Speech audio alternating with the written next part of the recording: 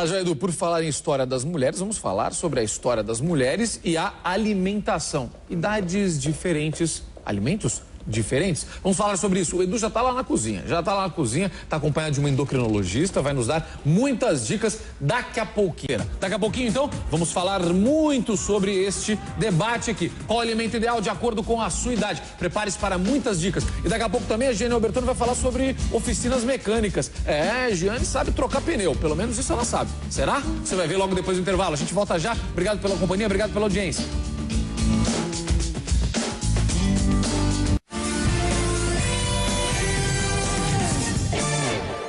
Mas agora a gente continua a falar sobre a dieta da idade com a endocrinologista Cláudia Chang e também a Kelly Machado, que travou uma batalha daquelas contra a balança.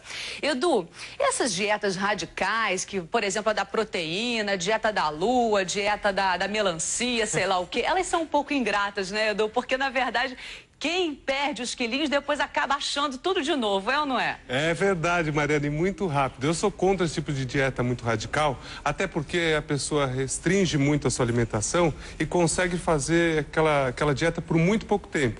E depois, quando ela volta a comer aquilo que ela realmente gosta, ela vai se alimentar muito mais. Eu sou a favor de comer um pouquinho de tudo. Hoje, aqui no Hoje em Dia, a gente recebe a especialista, a endocrinologista Cláudia Chang. É um prazer te receber, obrigado. Prazer é meu, obrigada pelo convite. E eu começo te perguntando, existe o alimento certo ou uma dieta certa para cada faixa etária? Na verdade, Edu, assim, a base alimentar ela é a mesma para todas as faixas etárias. Aqui a gente conseguiu montar uma mesa que a gente tem os principais tipos de alimentos. Então, a gente tem os carboidratos, tem as proteínas, tem as vitaminas e os sais minerais.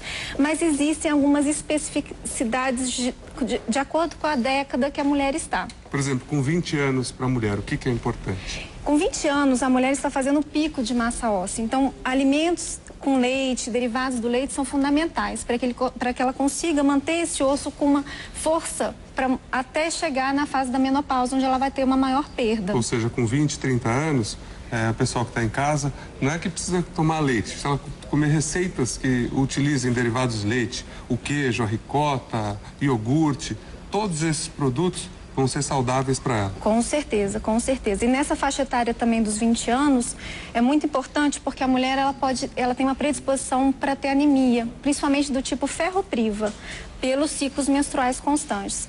Então, alimentos ricos em ferro, seja de origem animal, como a carne, como o fígado, as vísceras, o feijão, as leguminosas também tem. Só que a forma com que a mulher aproveita o ferro disponível no alimento de origem animal é melhor do que naquele alimento de origem vegetal. Por isso que as mulheres vegetarianas têm maior risco de terem anemia. Ah, tá. Ó, a Aninha, Ana Hickman, tem uns 27 anos, se eu não me engano. Tá quase chegando nos 30. Falta muito ainda para chegar nos 30. Chegou nos 28 já. Falta menos ainda. Faltam só 2 anos. Eu vou daqui a pouco perguntar sobre os 30. Mas antes, o recado da Ana.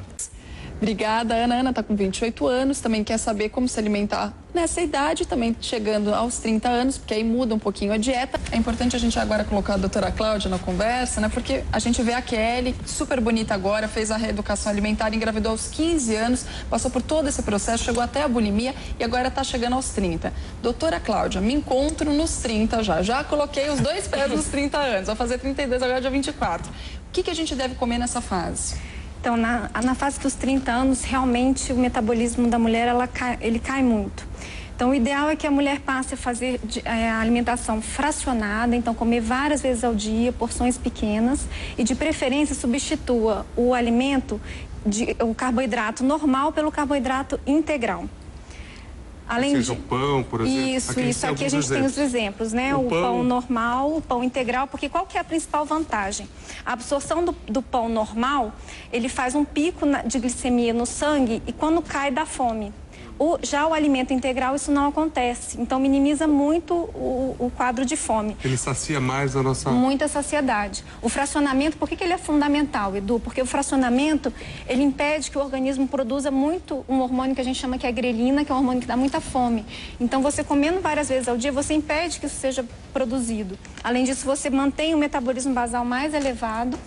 E um outro fator é porque existe uma taxa metabólica que a gente chama que é a taxa metabólica da digestão do alimento. Você gasta para poder digerir o alimento que você comeu. Você fracionando também está predispondo a esse metabolismo elevado. E tem alguma coisa que a mulher tem que evitar de comer nessa faixa etária, onde ela vai engordar, provavelmente? Na verdade, assim, sempre preferir os carboidratos que a gente chama complexos, que são os carboidratos, o pão, a batata, o arroz. Evitar aqueles carboidratos que a gente chama simples, que são os alimentos refinados, né, industrializados e com açúcar refinado. Entendi.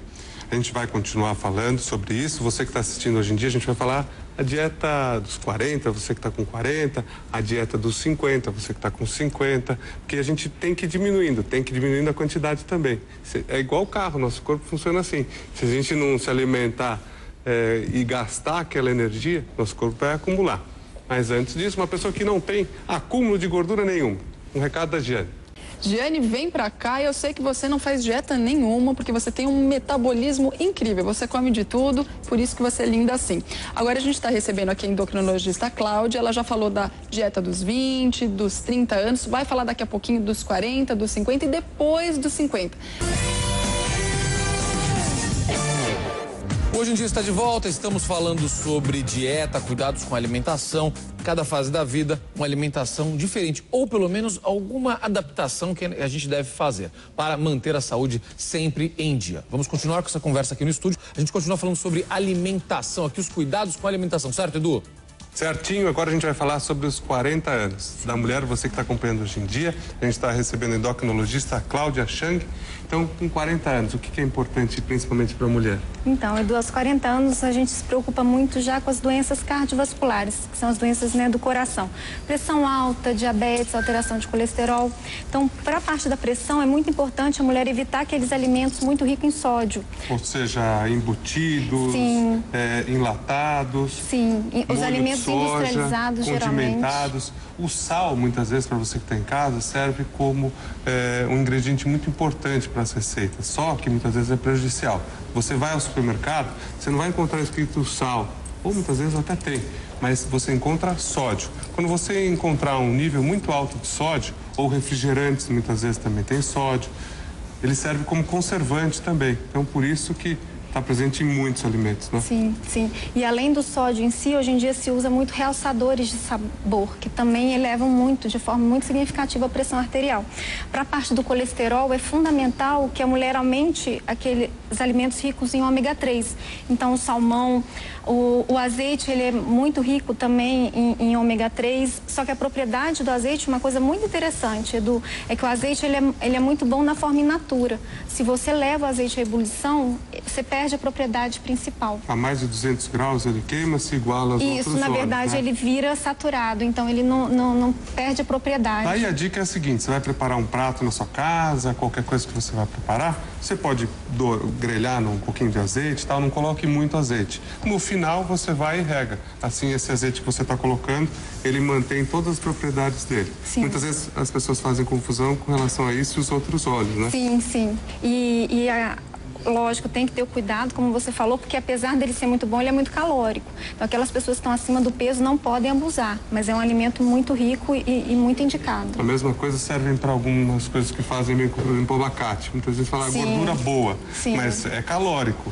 É uma gordura que faz bem, mas é calórico, né? Existe sim essa confusão, inclusive que você citou dos refrigerantes, Edu. Até os refrigerantes light, ele tem uma concentração de sódio muito, muito elevada. Que é para conservar também.